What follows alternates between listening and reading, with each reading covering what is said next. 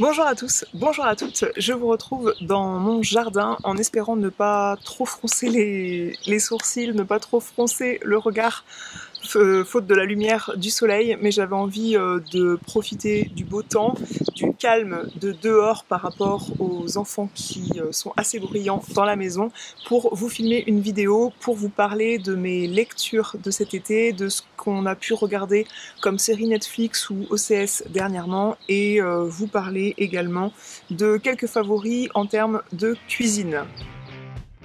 Nous sommes partis un court séjour dans les Landes dernièrement, ce qui m'a permis de ne pas regarder la télévision, donc j'ai coupé totalement Netflix pendant les vacances et j'ai pu m'atteler à la lecture de plusieurs bouquins qui étaient dans ma pile à lire depuis un moment, et j'ai commencé la lecture pendant les vacances avec ce roman L'été de nos 20 ans de Christian Signol. J'ai toujours vu ma mère et ma grand-mère lire des romans de Christian Signol parce que ce sont des romans qui traitent du terroir, qui mettent en valeur beaucoup de régions de France et la campagne dans ces régions de France, qui mettent aussi en lumière le métier de paysan dans beaucoup de romans. Et moi je suis issue d'une famille d'agriculteurs, donc je pense que ma mère et ma grand-mère aimaient aussi beaucoup ce type de roman pour cela, et du fait que ça sublime en fait l'image de la campagne, c'est des romans qui sont très reposants à lire. Là, on est sur un thème et une ambiance un peu différente. On se situe toujours à la campagne et cette fois-ci en Dordogne. Et on a Charles et Antoine qui sont des amis d'école en fait. Charles est issu d'un milieu où les parents ont un travail qui permet de lui offrir un certain confort dans sa vie d'école et dans sa vie d'étudiant. Il n'a pas besoin forcément de travailler à côté pour gagner de l'argent et pour accéder aux études, tandis que Antoine, lui, est un élève boursier et il parle rapidement de l'histoire de sa mère et de ses grands-parents, et c'est vrai que ce sont des gens qui ont beaucoup travaillé pour arriver là où ils en sont, mais ça reste un milieu assez modeste. Et tous les étés, Charles et Antoine vont aider les grands-parents d'Antoine dans les moissons. Quand ils ont un peu de temps pour eux, une fois que les moissons, le travail des champs est terminé, ils partent se ressourcer au bord d'une rivière. Et un jour, ils rencontrent une jeune femme qui les subjugue de par sa beauté.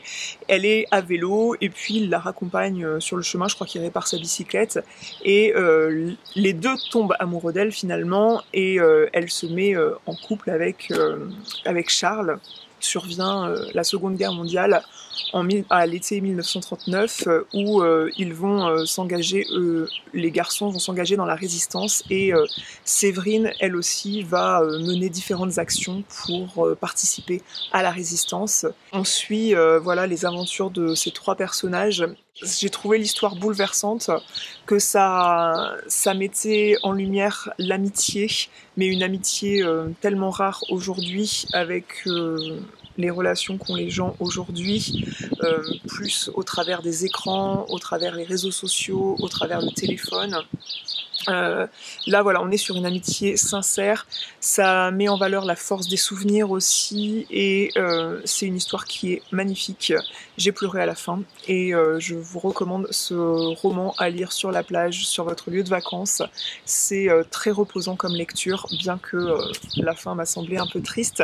J'ai lu ce roman qui traînait dans ma pile à lire depuis longtemps, de Agnès Martin-Lugan, Les gens heureux lisent et boivent du café.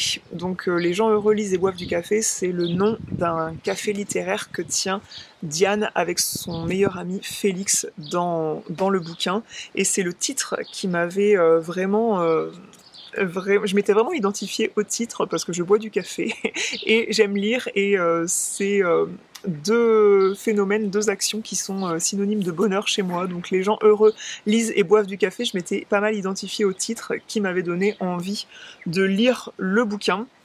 Et puis j'avais entendu des bons échos sur ce livre. Donc c'est l'histoire de Diane qui dévoile son histoire, qui commence par un drame, le pire cauchemar qu'on peut vivre, c'est-à-dire qu'elle est mariée à Colin, elle a une fille Clara. Tous deux partent en voiture avant leur départ en vacances et ils ont un accident de voiture mortel. Évidemment, elle est en miettes, comme on peut imaginer l'être après un tel événement. Je me suis dit, waouh, quelle lecture dramatique pour lire pendant les vacances. Je vais pas me marrer en lisant ça.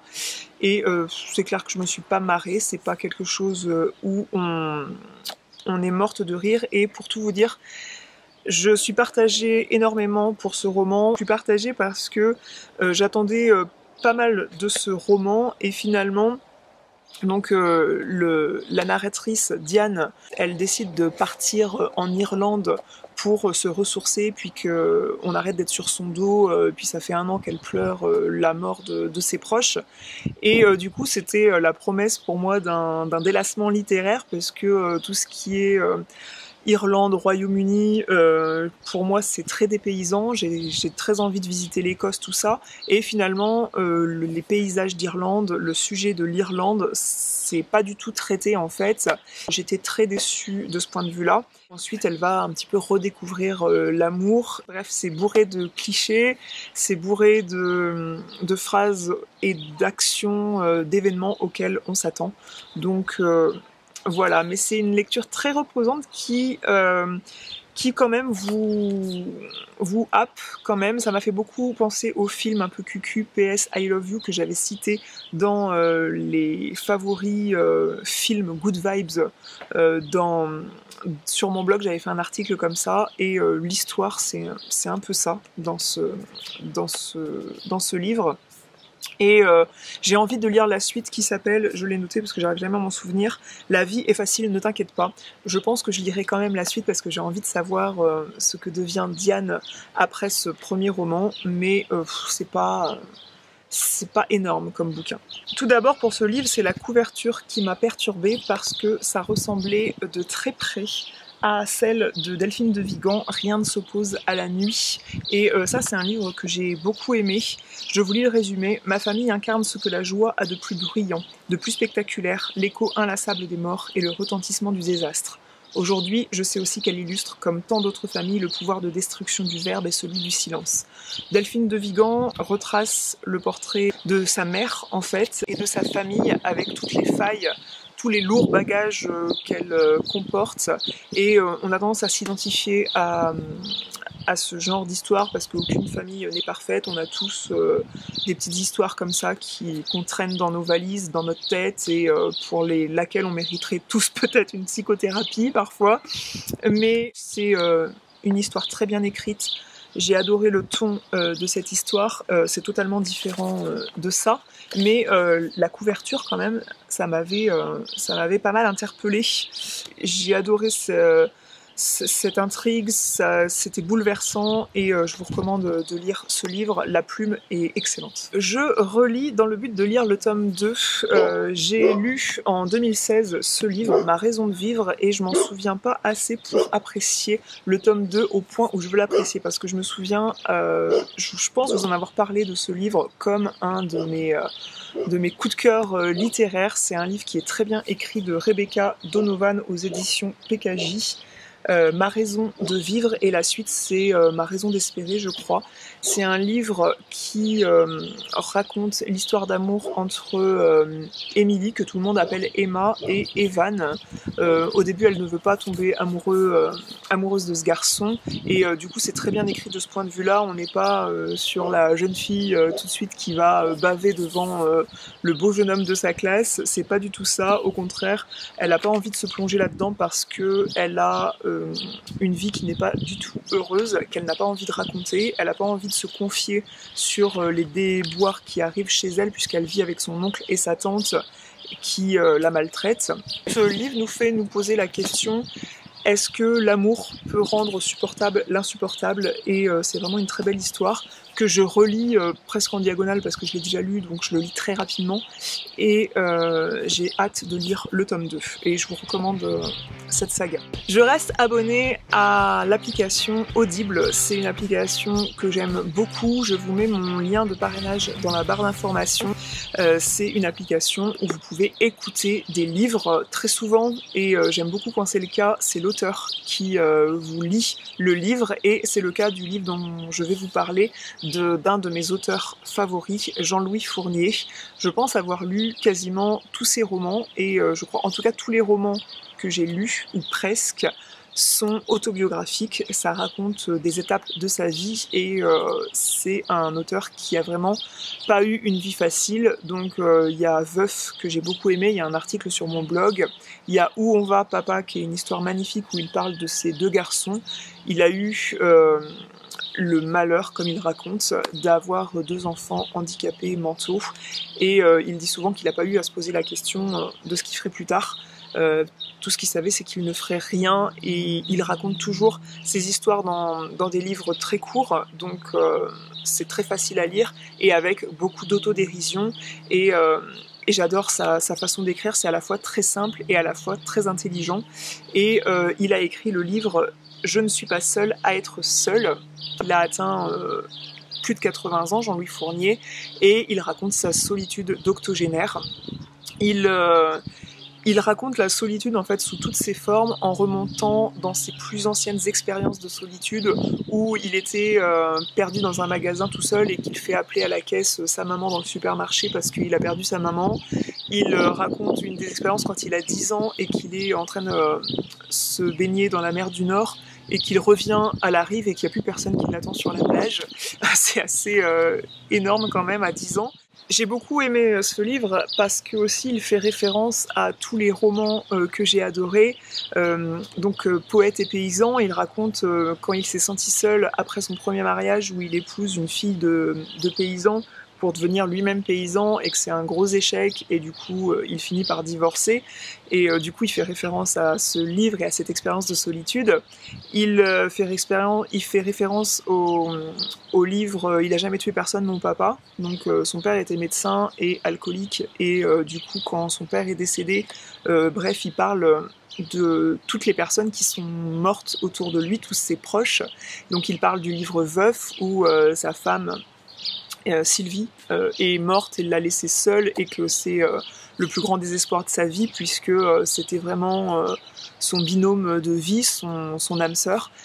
Il parle donc de Où on va papa avec ses 2 fils, de la servante du Seigneur puisqu'il a une fille qui s'est engagée auprès du Seigneur en fait, de Dieu et bref il parle de tous ces romans et j'ai adoré avoir toutes ces références là que je connaissais, que j'ai adoré, qui sont parmi mes livres favoris. Il révèle l'absurde de la situation d'aujourd'hui où on est en pleine surpopulation. Il dit même que chaque quart de seconde une femme met au monde un enfant dans ce monde. Il faut absolument qu'on la retrouve pour lui dire qu'elle arrête. Il parle de l'absurdité aussi on est tout le temps connecté sur les réseaux sociaux à avoir 2000 amis sur Facebook et puis finalement on n'a jamais été aussi seul. Il n'y a jamais autant de gens qui se sont sentis seuls et je trouve qu'après la période de confinement, la période de crise sanitaire qu'on a vue, je trouve que ce livre il est agréable à écouter. En tout cas je l'ai écouté, je ne l'ai pas lu. Sachant que je trouve que c'est agréable à écouter parce que c'est un livre qui est très synthétique comme tous ces livres en général et aussi c'est un peu désordonné. On dirait que chaque matin il s'est posé pour parler de sa solitude dans un journal intime et puis qu'il a tout mis bout à bout et on a quelque chose de totalement désordonné et ça m'a pas dérangé plus que ça, mais faut le savoir si vous aimez pas forcément ce genre d'organisation dans un livre.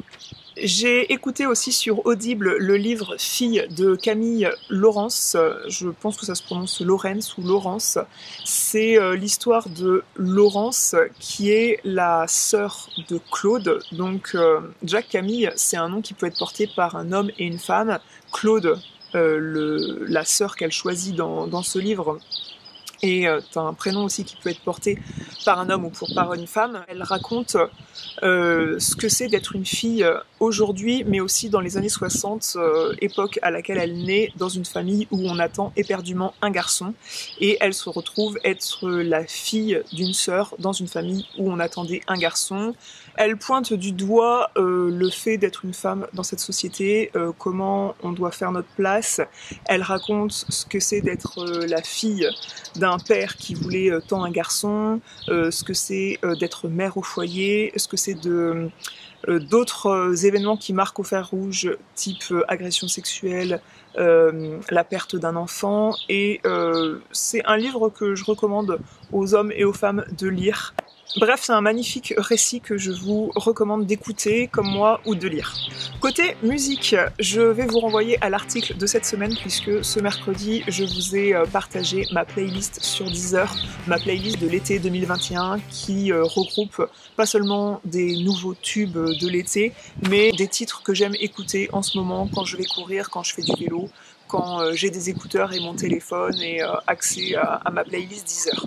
Voilà, donc je vous mets le lien de cet article dans la barre d'informations et même de la playlist en elle-même. Sur Netflix, je suis un peu restée sur ma faim dernièrement, à tel point qu'on a fini par reprendre un abonnement OCS rien que pour regarder la dernière saison de La Servante écarlate. C'est une série dont je vous ai déjà parlé dans mon premier top 12 de mes séries favorites. Je crois que c'était dans mon premier top 12 de mes séries favorites Netflix et OCS. La Servante écarlate, c'est une dystopie qui... je vais pas vous le raconter, je pense que tout le monde l'a déjà lu ou vu, mais la dernière saison, ouais, ça m'a un petit peu surprise. C'était très lent à l'image de toutes les saisons La Servante écarlate, mais c'est ce qui fait la beauté et l'intensité de cette série, l'ambiance...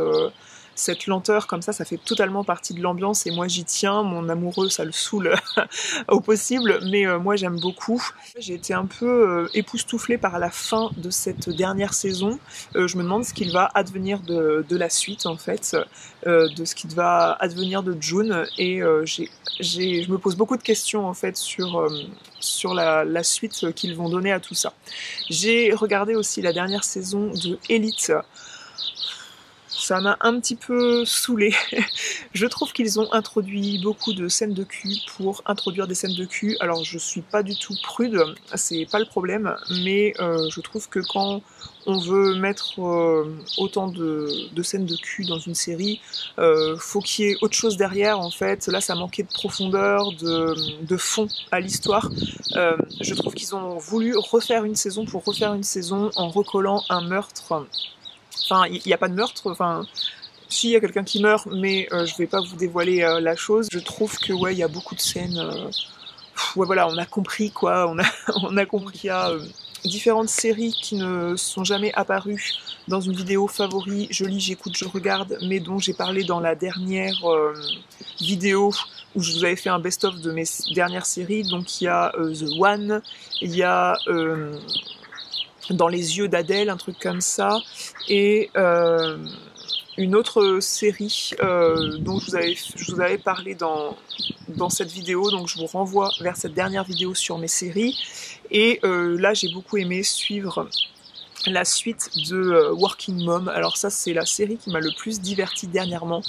Cette série parle du quotidien de plusieurs femmes entrepreneurs, ou salariées, ou mères au foyer. Elles sont complètement débridées, elles parlent de leur sexualité, elles parlent de leur mariage, ça parle de leur déboire, de leur relation avec leur mère elle-même, et avec beaucoup d'humour. Enfin, je suis pétée de rire au moins 5-6 fois pendant des épisodes de 30 minutes, je crois ils durent, c'est des épisodes très courts, et j'ai beaucoup aimé la dernière saison, je la trouve vraiment énorme. Je pense que derrière, en tournant certaines scènes, ils ont dû se marrer, mais un truc de fou, et j'ai beaucoup aimé cette série, et on a regardé, voilà, Qui a tué Sarah. Alors encore une fois, c'est quelque chose qui catch beaucoup l'attention en fait, mais je trouve qu'ils auraient dû se limiter à la saison 1, donc c'est Alex qui sort de prison.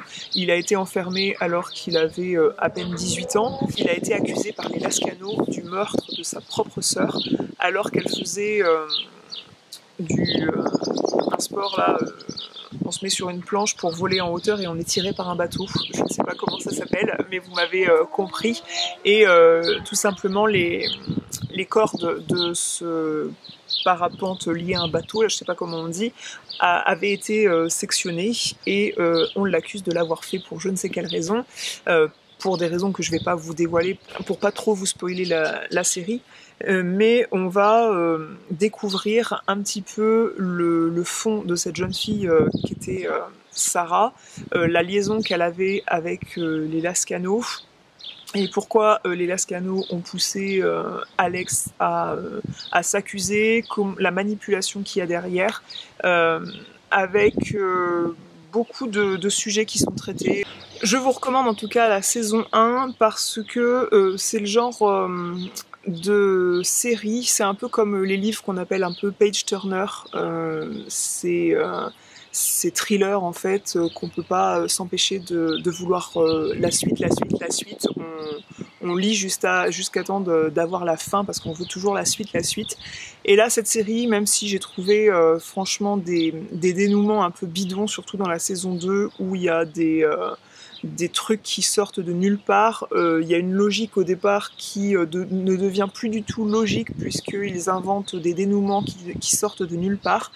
Donc voilà, j'ai trouvé un peu ce truc-là what the fuck, mais en tout cas ça a le mérite de vous tenir quand même en haleine et de catcher vos attentions quand même. Donc je suis très partagée avec cette série, mais je l'ai regardée. La première saison, on a passé un bon moment, et puis la saison 2, voilà. La dernière fois, je crois que dans cette vidéo je lis, j'écoute, je regarde le débriefing de ce que j'avais aimé côté culture, j'avais ajouté un peu la mention je bouge. Et là, ça va être plutôt la mention je bouffe. Parce que j'ai plus de favoris nourriture et cuisine dont j'aimerais vous parler. Donc le favori bouffe, c'est les glaces Raffaello. J'ai découvert dans le supermarché tout près de chez moi, un Super U, que Raffaello, donc la marque Ferrero qui fait les Raffaello et les Ferrero Rocher, avait sorti cette tuerie de confiserie en glace. Et du coup, je vous ai partagé ça sur Instagram et je vous avais partagé la photo dans le supermarché. Vous êtes plusieurs à m'avoir écrit en me disant alors, verdict, c'est bon, c'est fidèle à la confiserie ou c'est décevant. Et j'ai trouvé que le chocolat craquant autour de la glace, on a vraiment l'impression de croquer dans un Raffaello, sauf que la glace à l'intérieur, c'est vraiment de la glace à la noix de coco. Je trouve qu'ils auraient pu mettre des inserts chocolat blanc en fait, qui aurait rendu encore le truc plus terrible, mais vaut peut-être mieux pour ma balance, puisque voilà, j'ai trouvé ça très bon, mais je crois que c'est 200 calories par glace, donc on va essayer d'être raisonnable. La glace Ferrero Rocher, ils ont fait cet insert en fait de parties qui sont comme du Nutella en fait, comme dans le Ferrero Rocher.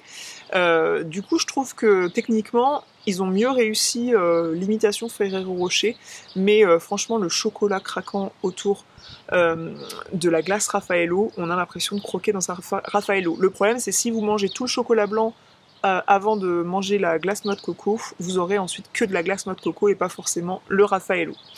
Voilà, cette vidéo n'était pas sponsorisée par Ferrero malheureusement, mais s'il passe par là, vous avez mon verdict. Et le deuxième favori côté cuisine, c'est le robot culinaire de la marque Senia, je ne sais plus exactement, mais c'est la marque, c'est Cdiscount, le site Cdiscount qui distribue ce robot culinaire, qui est une imitation en fait du robot, du célèbre robot Thermomix, mais à un prix de 250 à 299 € je crois. J'adore ce robot, je fais plein de trucs avec. La mayonnaise pour manger crevettes, pour manger les œufs, vu que j'ai toujours des œufs frais avec les poules, du coup j'adore faire de la mayonnaise fraîche dans ce robot, c'est inratable, absolument inratable. Je cuis mes confitures, j'ai fait un riz au lait dans ce robot, je fais ma pâte à gâteau donc je fais la pâte à brioche dedans avec le pétrin. Je fais la pâte à clafoutis aussi, j'ai fait plein de clafoutis avec les framboises et les fraises et du jardin et des abricots que j'avais acheté à mon primeur. C'est une tuerie et c'est d'une facilité déconcertante en fait. C'est vrai que c'est le robot de la ménagère par excellence, le Thermomix, mais je comprends parce que ça facilite vraiment la vie en termes de cuisine. On commence à avoir des courgettes en veux-tu en voilà dans le potager, donc j'ai fait ma soupe dedans, j'avais fait un gazpacho aussi. En fait ce robot, je vous en ai parlé dans Une journée dans mon assiette, la dernière vidéo cuisine que je vous ai faite sur ma chaîne YouTube, donc je vous mettrai le lien ici. Si vous n'êtes pas encore allé la voir, je vous invite à aller regarder ce robot en action. Le dernier appareil favori dans ma cuisine dont je vous ai parlé, je vous en ai parlé sur Instagram en story, c'est un appareil de mise sous vide de la marque Silvercrest, qui est la marque Lidl en fait, et c'est un appareil, je vous montre des images pour que vous compreniez mieux, qui permet de congeler en fait les récoltes du jardin. Donc en ce moment, contre toute attente, on a une grosse citrouille en fait, donc normalement c'est plus septembre-octobre, mais vu qu'on a mis une serre, qu'on avait fait des semis à l'avance, qu'il a fait un soleil de fou, puis qu'ensuite il a plu, on a déjà une citrouille qu'on a pu congeler en fait pour faire des réserves pour l'hiver et pour faire de la soupe, des gratins, de la purée cet hiver. On sera super content. Idem pour les courgettes, pour les ressortir, pour faire à la poêle, pour faire en soupe cet hiver. C'est vraiment un appareil qui est top. On pourrait trouver que c'est pas écolo, ces trucs de plastique qu'on jette au fur et à mesure, mais quand même ça permet de prendre un minimum de place, cette mise sous vide dans le congélateur, et on peut ranger ça en rectangle et en carré à plat comme ça dans son congèle, et c'est franchement hyper pratique pour la viande, idem. Donc franchement, c'est pas moi qui ai poussé à l'achat de ce truc là, c'est une amie qui m'en vantait tous les mérites, et monsieur, quand il s'est pointé dans un Lidl et qu'il l'a trouvé, il l'a pris. Mais franchement je suis pas déçue parce que c'est bien utile comme objet. Cette vidéo est terminée, j'espère qu'elle vous aura plu, j'espère que l'ambiance jardin aura été agréable pour vous. Je vous retrouve dans la zone de commentaires si vous avez des questions, et en attendant je vous dis à la prochaine. Salut!